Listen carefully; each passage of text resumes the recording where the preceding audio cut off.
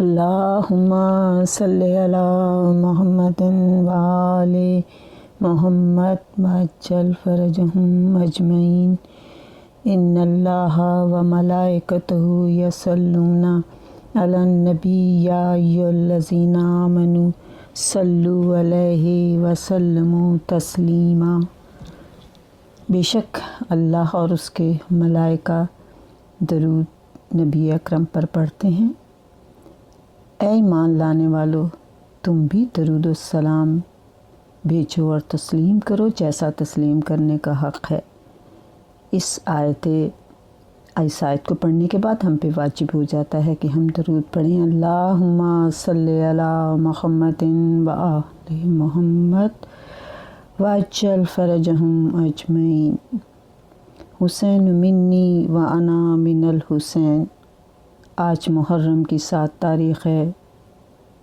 کربلا میں غربت کا عالم ہے، پیاس کا عالم ہے، بھوک ہے، اور اس قدر پیاس ہے کہ بچوں کی زبان پر صرف ایک لفظ ہے، پانی۔ العطش العطش۔ یہ ساقی کوثر کا بیٹا حسین، وہ مظلوم حسین کہ آج جو بچوں کی آواز سنتا ہے اور خاموش ہیں، درد دل میں ہے لیکن اظہار نہیں ہے۔ جانتے ہیں کہ کیا کروں، دریائے فرات سامنے بہہ رہا ہے لیکن مجبور ہے میرا ساقی کوثر کا بیٹا حسین۔ وہ حسین کہ آج اس حسین کی دنیا میں کسی کے اتنے مکان نہیں جتنے میرے مولا حسین کے مکان ہیں، کسی کے اتنے رضاکار نہیں جتنے میرے مولا حسین کے رضاکار ہیں، کسی کی اتنی سبیلیں نہیں جتنے میرے مولا حسین کی سبیلیں ہیں، اور کسی کے اتنے لنگر نہیں جتنے میرے مولا حسین کے لنگر ہیں۔ ہم یہ کیسے کہہ سکتے ہیں کہ وہ میرا مولا حسین جو اس وقت پوری دنیا میں جس کا ذکر ہو رہا ہے، کوئی ایسی جگہ نہیں جہاں میرے مولا حسین کا ذکر نہ ہو۔ حسین کا لنگر دنیا کی سخی ترین بادشاہ کا لنگر ہے۔ میں نے اکثر آپ دیکھیں کہ ہم 22 رجب کی نیاز کرتے ہیں، یعنی جب بھی ہمارے ائمہ معصومین کی بھی نظر نیاز ہوتی ہے یا سرکار غازی کی حاضری پکتی ہے تو ہم یہ شرط لگاتے ہیں کہ وضو کر کے کھائیں، درود پڑھ کر کھائیں، جیب میں رکھ کر باہر نہ لے جائیں، نیاز نیچے نہ گرائیں، یعنی ہم کوئی نہ کوئی ایسی شرطیں ضرور لگا دیتے ہیں۔ حتیٰ کہ آپ دیکھیں کہ کوئی سکھ ہے اور وہ بھی اپنے گرودوارے میں کوئی اپنی تقسیم کرتے ہیں لنگر، تو اس کے لیے بھی شرط لگاتے ہیں۔ ہندو ہیں تو وہ بھی شرط لگاتے ہیں۔ لیکن یہ میری شہنشاہ کا لنگر ہے کہ اس شہنشاہ کے لنگر میں کوئی رنگ و نسل، مذہب اور قوم کی تقسیم ہی نہیں ہے۔ عیسائی کھائیں، سکھ کھائیں، یہودی کھائیں، سبھی کھائیں، جی بھر کے کھائیں۔ سبیلوں کا پانی ہم نے یہ دیکھا گلیوں میں بہہ رہا ہوتا ہے، کوئی پابندی نہیں۔ یہ میرے شہنشاہ کا لنگر ہے۔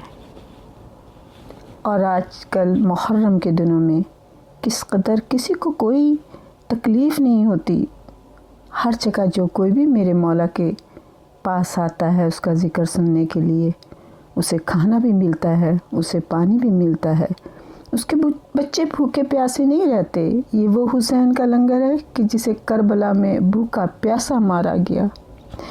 میرے مولا حسین کہتے ہیں مجھے رلا رلا کے مارا گیا، کبھی کسی ظلم سے اور کبھی کسی طرح کے ظلم سے، یعنی بچوں کی پیاس دکھا کے میرے مولا حسین کو تڑپایا گیا۔ ہم یہ کہتے ہیں کہ میرے مولا حسین کے بچوں کو یتیم بنایا گیا، اور آج میں ایک یتیم کا ہی ذکر کروں گی۔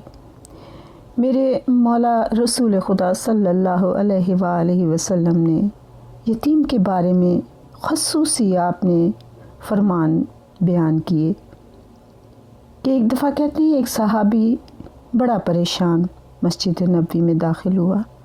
اس نے کہا یا رسول اللہ، صبح سے میرا بچہ نہیں مل رہا، میں بہت پریشان ہوں. اس کی ماں نے تڑپ رہی ہے، بے چین ہے کہ میرا بچہ نہیں مل رہا. خدا ہر ماں کی گود آباد رہے اور کبھی ان کا بچہ ان سے جدا نہ ہو.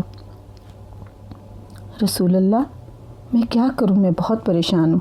آپ نے فرمایا بھی اس کی مدد کرو اس کے بچے کے تلاش کرنے میں. ایک صحابی اندر داخل ہوا مسجد نبوی میں. اس نے کہا یا رسول اللہ میں نے اس کے بچے کو باغ کے پاس بچوں کے ساتھ کھیلتے ہوئے دیکھا ہے، تو یہ وہاں جا کر اپنے بچے کو لے آئے.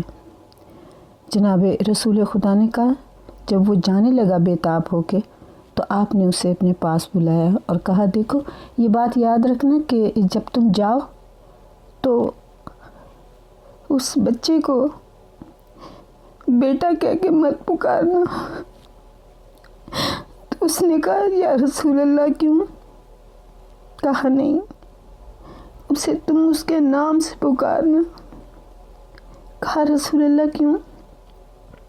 کہا اس لیے کہ تم صبح سے بےتاب ہو، اپنے بچے کی تڑپ ہے تمہارے دل میں، اور تمہارے لہجے میں اس سے بہت مٹھاس بھری ہوئی ہوگی، اور تم جب جاؤ گے اور اس مٹھاس سے جب تم اپنے بچے کو بیٹا کہہ کے پکارو گے تو شاید کوئی ان بچوں میں یتیم ہو، اس کا دل تڑپ جائے اور وہ کہہ کے کاش میرا بھی باپ ہوتا اور مجھے بھی اتنے ہی پیار سے پکارتا.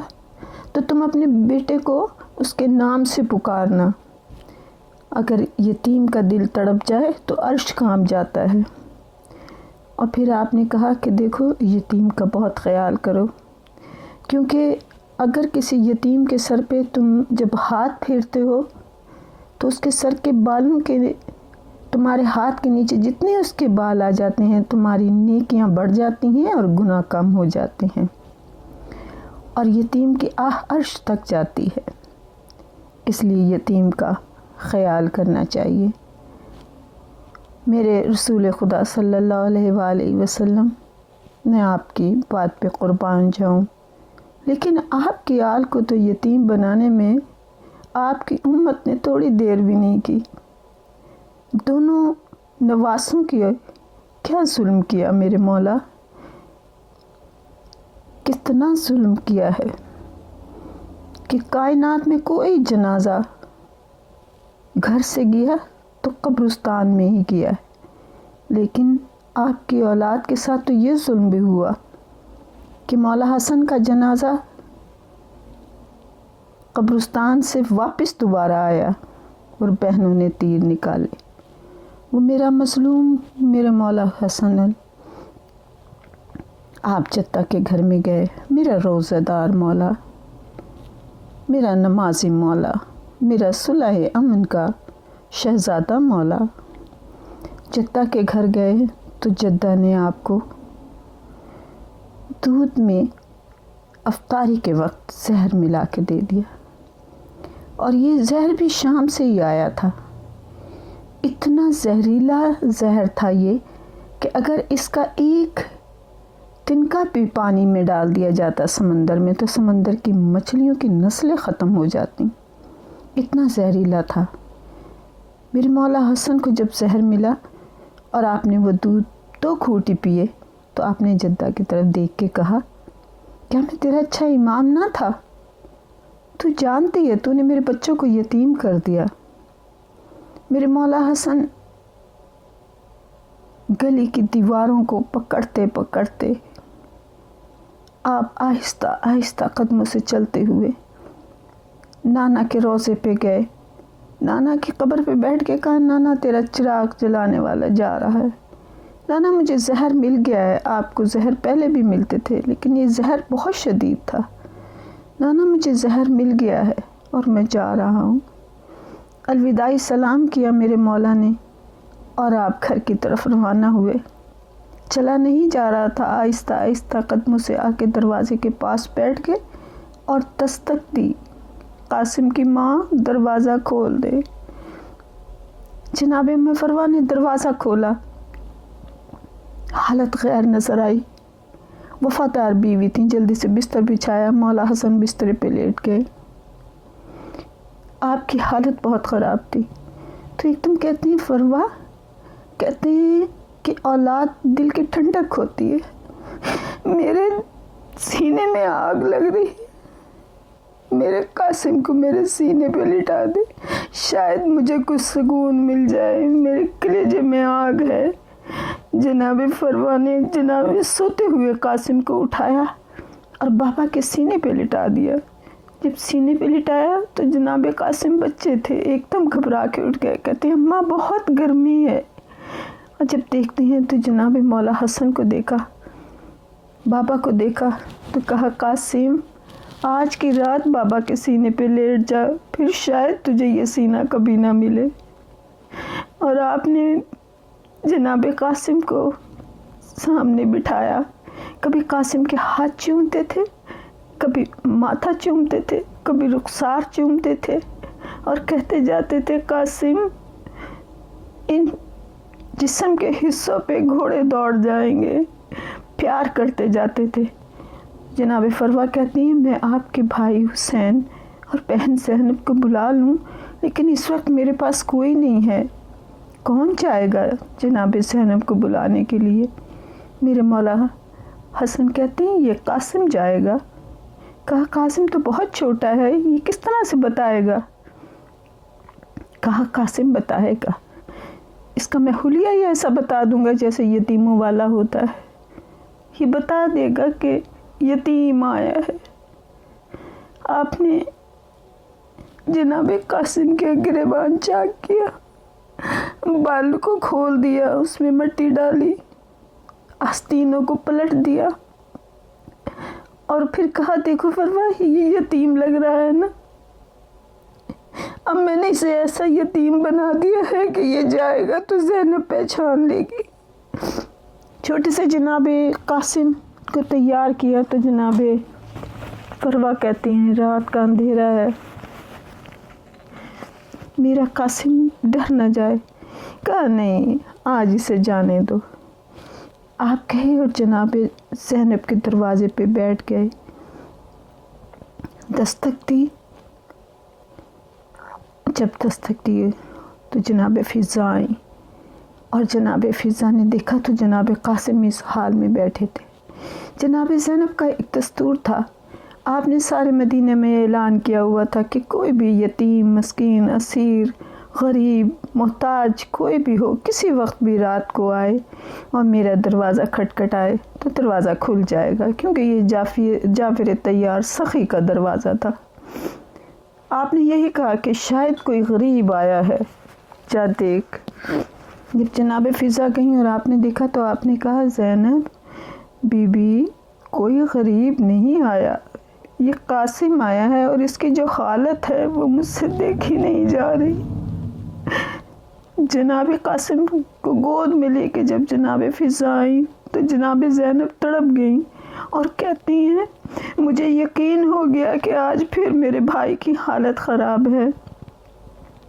اور آپ نے کہا اماں فضا میں آپ کو بتاؤں کہ آج میں بہت بے چین رہی ہوں، کیونکہ جب بھی میں سوتی تھی مجھے اماں فاطمہ خواب میں آتی تھی اور آ کے کہتی تھی زینب تیرے سونے کے دن گزر گئے ہیں، زینب اٹھ تیرے سونے کے دن گزر گئے۔ بی بی نے جلدی سے چادر پہنی اور بھائی کے گھر کی طرف روانہ ہوئی۔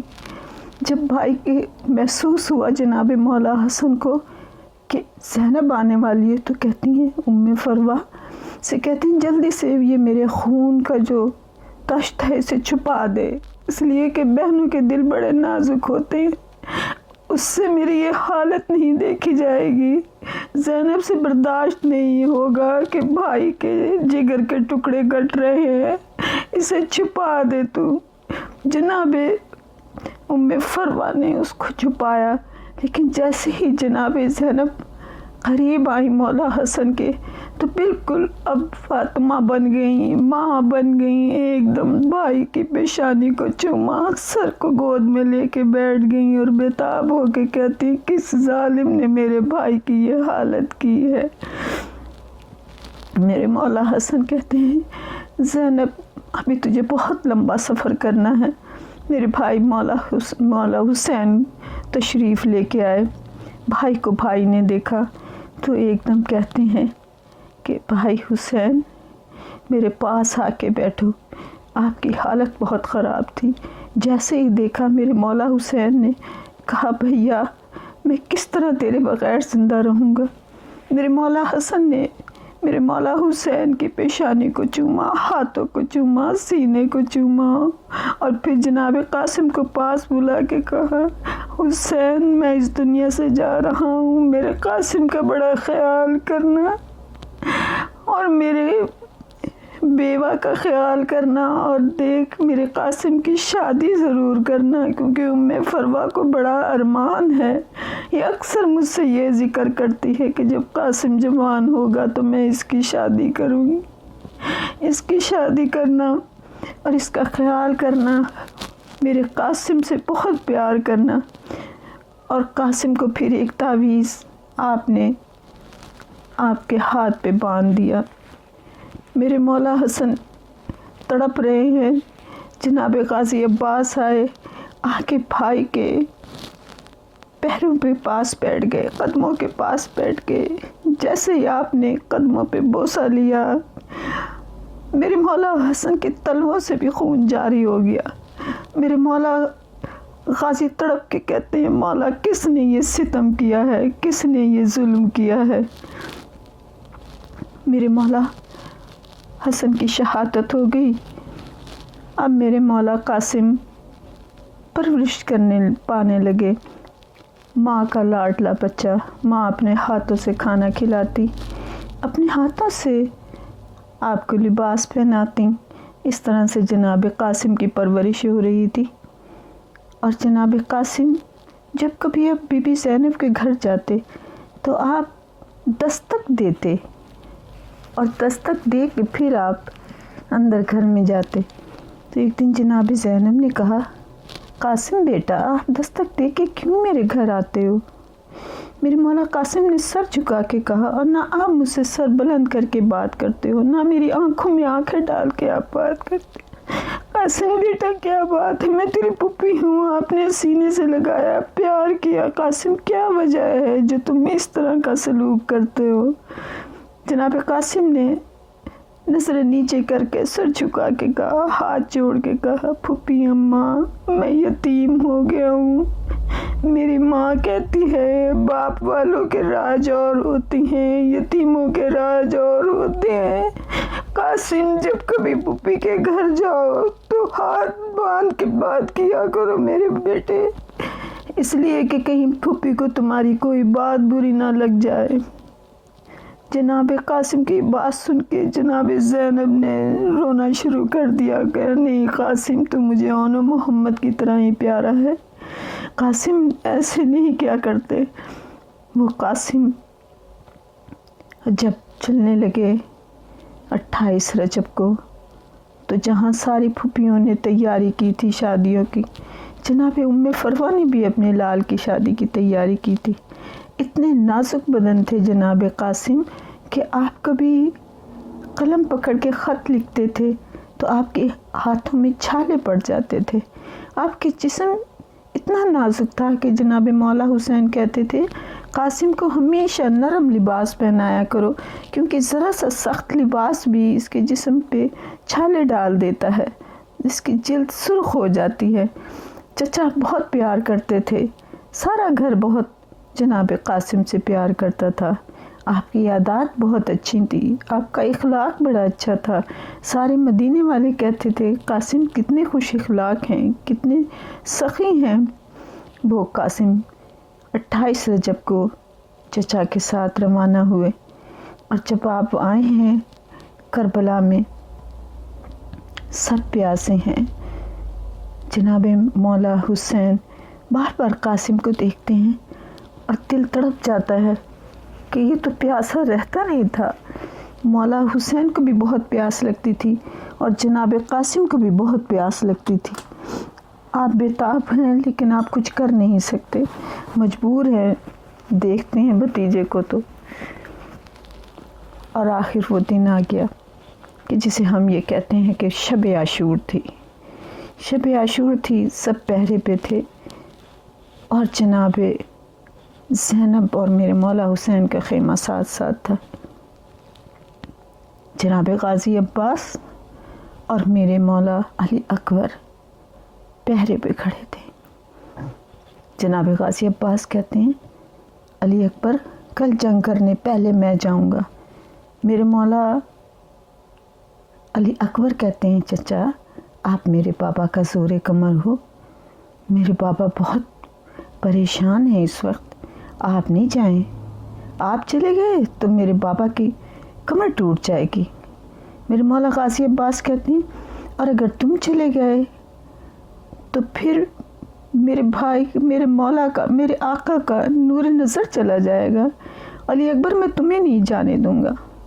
جناب قاسم پاس کھڑے باتیں سن رہے تھے، ایک دم سامنے آئے، ہاتھ جوڑ کے کہتے ہیں آپ میرے بڑے بھائی ہیں، آپ میرے چچا ہیں، نہ کل آپ پہلے جائیں گے اور نہ کل چچا عباس آپ پہلے جائیں گے، نہ بھائی علی اکبر آپ پہلے جائیں گے، سب سے پہلے میں جاؤں گا، اس لیے کہ میرے جانے سے نہ تو چچا کی کمر ٹوٹے گی اور نہ ان کی آنکھوں کا نور جائے گا، اس لیے آپ دونوں رہیں، پہلے میں جاؤں گا۔ کہتے ہیں کہ یہ آوازیں، یہ باتیں اندر دونوں بہن بھائی بیٹھے سن رہے تھے، جناب مولا حسین اور بی بی زینب سن رہے تھے۔ جب آپ نے قاسم کی یہ بات سنی تو دونوں تڑپ گئے اور قاسم کو بلایا اور دونوں نے سینے سے لگایا اور کہا قاسم تو جانتا ہے، جناب مولا حسین نے کہا قاسم تو جانتا ہے کہ تجھے دیکھ کے مجھے اپنا بھائی حسن یاد آ جاتا ہے، تیرے جانے سے میری آنکھوں کا نور بھی جائے گا، میری کمر بھی ٹوٹ جائے گی۔ میرے مولا قاسم اپنی ماں کے خیمے میں بیٹھے ہیں، جناب فروا کہتی ہیں کل جنگ ہوگی قاسم، اور تم نے ایسی جنگ کرنی ہے کہ جو دنیا دیکھ کے یہ نہ کہے کہ میں سید ذاتی نہیں۔ جناب قاسم اٹھتے ہیں، دیکھتے ہیں مولا حسین کے خیمے میں جاتے ہیں، میرے مولا حسین نماز پڑھ رہے ہیں، جا کے خاموش بیٹھ جاتے ہیں، تو کہتے ہیں چچا کل جنگ ہوگی، کیا ہوگا مجھے کچھ تو بتائیں۔ تو جناب مولا حسین کہتے ہیں قاسم بس تجھے یہ مجھے بتا کہ تو موت کو کیا سمجھتا ہے۔ آج تک کہتے ہیں کہ دنیا میں کسی نے یہ جملہ جو میرے مولا قاسم نے بولا ہے آج تک کسی نے نہیں بولا، موت کو کیا سمجھتے ہو؟ میرے مولا قاسم نے کہا چچا موت اگر حق کے لیے ہے تو شہد سے زیادہ میٹھی ہے۔ میرے مولا حسین نے مسکرا کے آپ کی پیشانی چومی، کہا چچا مجھے کچھ تو بتائیں کہ کل کیا ہوگا۔ میرے مولا نے کہا بیٹا کل جنگ ہوگی اور آخر میں اشقیا، اور جنگ جب ہوگی تو تم یہ سمجھو کہ اصغر بھی کل شہید ہو جائے گا۔ یہ سننا تھا کہ جناب مولا قاسم ایک دم بےتاب ہو کے کہتے ہیں بابا کیا اشقیا خیموں میں آ جائیں گے؟ کیونکہ اصغر تو خیمے میں ہوگا۔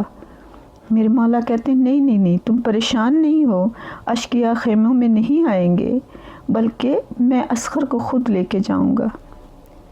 اور جب 10 محرم آئی، میرے مولا قاسم بار بار جا کے کہتے ہیں مولا مجھے جنگ کی اجازت دے دیں، مولا مجھے جنگ کی اجازت دے دیں۔ اور میرے مولا کہتے ہیں کہ قاسم ابھی تھوڑا وقت ہے، آپ جائیں، میں ابھی آپ کو بلاتا ہوں۔ چچا عباس مجھے جنگ کی اجازت دلوا دو۔ آپ کہتے ہیں بیٹا ابھی آپ خیمے میں ماں کے پاس جاؤ، میں ابھی آپ کو اجازت دلواتا ہوں۔ جناب ام فروا نے دیکھا کہ جب کوئی میری بیٹی کی بات نہیں سن رہا تو پھر آپ نے کہا قاسم بیٹا وہ تعویذ کھولو جو تمہارے بابا نے تمہیں کہا تھا کہ جب تمہارا چچا بہت سخت مصیبت میں ہو تو اس وقت تم وہ تعویذ کھول لینا۔ بیٹا وہ تعویذ کھولو۔ جناب قاسم نے وہ تعویذ کھولا تو اس کے اوپر یہ لکھا ہوا تھا، اے میرے لخت جگر قاسم، اے میرے لال، جب تمہارا چچا پریشانی میں ہو، کوئی مددگار نہ ہو، میرا بھائی غریباً مظلوماً وحیداً अतशान, यानी कि जब मेरे भाई की गुर्बत का ये आलम हो, मज़लूमियत का ये आलम हो कि वो प्यासा भी हो और वो मसलूम भी हो, वो अकेला भी हो, तो ऐ मेरे कासिम उस वक्त अपनी जान तुम अपने चचा पे कुर्बान कर देना। जनाब कासिम ने वो ख़त लिया और जनाब उम्मे फरवा ने उस ख़त को लेके आप जनाब मौला हुसैन की तरफ जाने लगे। तो जैसे ही देखा मेरे मौला गाज़ी अब्बास ने, आपने फ़ौरन कहा, भैया आका, जनाब कासिम अपनी वालदा के साथ आ रहे हैं। मेरे मौला हुसैन खड़े हो गए और कहा, भाभी आप मेरी माँ की जगह हैं, आप क्यों तशरीफ़ लाईं? जनाब उम्मे फरवा ने कहा, कासिम को आप इजाज़त नहीं दे रहे थे, ये मैं ख़त लेके आई हूँ जो मौला हसन ने उस वक्त लिखा था जब खून की उल्टी आ रही थी, ये ख़त पढ़ लो। मेरे मौला हुसैन ने ख़त पढ़ा।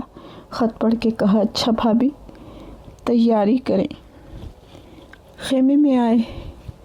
जनाब मौला हसन के लाल को तैयार क्या करना था इस गुर्बत के आलम में। माँ ने सिर्फ सफ़ेद कुर्ता पहना दिया और फिर एक अमामा लेके आई जो सर्द रंग का अमामा था और कहा, देख के सब बीबियों की तरफ, सब बीबियाँ खेमे में आ चुकी थी और कहा, मौला हुसैन से, मेरे आका, मेरे मौला हैं आप, बस मेरी एक ख्वाहिश थी कि मेरा कासिम दूल्हा बने। आज इस वक्त मेरे कासिम के सर पे ये जर्द अमामा बांध दें, इसलिए कि मैं चाहती हूँ कि मैं अपने कासिम को एक दफ़ा दूल्हा बना देख लूँ। जनाब मौला हुसैन ने अमामा बांधना शुरू किया। जैसे जैसे अमामा बांधते जाते थे, कहते जाते थे, इन्ना लिल्लाहि व इन्ना इलैहि राजिऊन। फिर आपने एक पल्लू तहतुल हनक की तरह बांधा और फिर आसमान की तरफ हाथ बुलंद करके कहा, बारलाहा, मेरी इस कुर्बानी को कबूल कर लेना। फिर मेरी बीबी फरवा एक सेहरा लेकर आई और कहा, मेरे लाल के सर पे ये सेहरा भी बांध दे, मैं एक दफ़ा इसे दूल्हा बना देख लूँ। जनाब ज़ैनब कलसूम ने सेहरा हाथों में लिया और मदीने की तरफ रुख करके कहा, अम्मा, जब फुप्पियाँ भतीजों के सर पे सेहरा बांधती हैं तो नेक लेती हैं, अम्मा आज हमें नेक नहीं देगी। सब बीबियाँ रो रही थी, तड़प रही थी। मेरे मौला हुसैन ने जनाब कासिम को ज़रा पहनाने की कोशिश की, लेकिन कोई ज़रा आपको पूरे नहीं आई। और जब आप खेमे से बाहर निकले तो यजीदियों ने जब आपके चेहरे की तरफ नज़र की तो कहा, इतना हसीन शहज़ादा कि ऐसा लग रहा है कि जैसे 14वीं का चांद आ गया है। और फिर जब आप रवाना होने लगे तो मेरे मौला हुसैन बहुत बेताब थे, मेरी बीवी ज़ैनब बहुत बेताब थी, तड़प रहे थे, सारे अहले हरम सब तड़प रहे थे। बाहर निकले, जनाब गाज़ी अब्बास और मौला हुसैन ने सवार कराया और जब सवार किया तो तब भी मेरे मौला हुसैन ने फिर कहा, इन्ना लिल्लाहि व इन्ना इलैहि राजिऊन। आपकी तड़प देखी नहीं जाती थी, बार बार कहते थे, मेरे लाल कासिम, तुझे देख के मुझे अपना भाई याद आ जाता था, मैं अब किस तरह से ज़िंदा रहूं। जनाब कासिम रवाना हुए। जब आप वहाँ पहुँचे तो मेरे साथ ने कहा कि ये बहुत दिलेर हैं, इनके मारने के लिए कौन आगे आएगा। तो वो अरज़क पहलवान था जो सबसे दिलेर था, उसने कहा, मेरे बच्चे लड़ने जाएंगे। मेरे मौला कासिम ने एक एक को ख़त्म किया। तो फिर उमरे साथ ने कहा कि सारी फ़ौज मिल के हमला कर दे। जैसे मेरे मौला कासिम के हमला चारों तरफ से होने लगा, एक ने आपके सर के पीछे वार किया। मेरे मौला कासिम घोड़े से नीचे आए तो जैसे कि यतीम बच्चे को आदत होती है, और मेरे मौला कासिम को तो हर वक्त ही आदत थी कि वो हर बात के लिए अपनी माँ को पुकारते थे। तो आपने गिरते गिरते घोड़े से कहा, ना आपने चचा को पुकारा, ना आपने दादा को पुकारा, आपने कहा, अम्मा मैं गिर गया। میرے مولا زمین پہ گرے ہوئے تھے، اور جیسے ہی میرے مولا غازی عباس اور مولا حسین نے یہ آواز سنی تو دونوں کے دونوں اس جگہ پہنچنے کی کوشش کرنے لگے جہاں قاسم گرے تھے۔ اور جب آپ کو آتے دیکھا فوج یزیدی نے تو دائیں طرف کے گھوڑے بائیں طرف اور بائیں طرف کے گھوڑے دائیں طرف دوڑنے لگے، اور اس وقت میں میرے مولا قاسم کی جب بھی کوئی گھوڑے کی ٹاپ آپ کے سینے پہ پڑتی تو آپ کہتے تھے اماں میرے سینے پہ گھوڑے کی ٹاپیں ہیں، اماں میرے ہاتھوں پہ گھوڑے کی ٹاپیں ہیں، اماں مجھے بچا لے۔ اور جب میرے مولا کو قاسم کہیں نظر نہ آیا، میرے مولا حسین ایک بلند ٹیلے پہ گئے اور آپ نے جا کے وہاں آواز دے کے کہا قاسم بیٹا تیرا چچا بہت مظلوم ہے، بہت پریشان ہے، بیٹا مجھے آواز دے، قاسم مجھے تو نظر نہیں آ رہا۔ جناب قاسم کی آواز نہ آئی، پھر آپ نے کہا قاسم مجھے آواز دے، آواز نہ آئی، پھر آپ نے ٹیلے پہ بلند ہو کے کہا قاسم تجھے وقت کا امام آواز دے رہا ہے، آواز دے۔ کربلا میں کہیں مغرب سے آواز آئی لبیک یا امام، کبھی مشرق سے آواز آئی لبیک یا امام۔ چاروں طرف کربلا میں گھوڑوں کے سنگوں کے ساتھ قاسم کی لاش کے ٹکڑے تھے۔ میرے مولا حسین نے اپنی ابا پھیلائی، روتے جاتے تھے اور کہتے جاتے تھے قاسم تیرا چچا بڑا مجبور ہو گیا ہے۔ ایک ایک ٹکڑا اکٹھا کیا اور خیمے میں گٹھڑی بنا کے لے آئے۔ جب دروازے کے قریب پہنچے تو بی بی زینب کھڑی تھی، کہتی ہیں اچھا ہوا حسین تو قاسم کو نہ لے کے آیا۔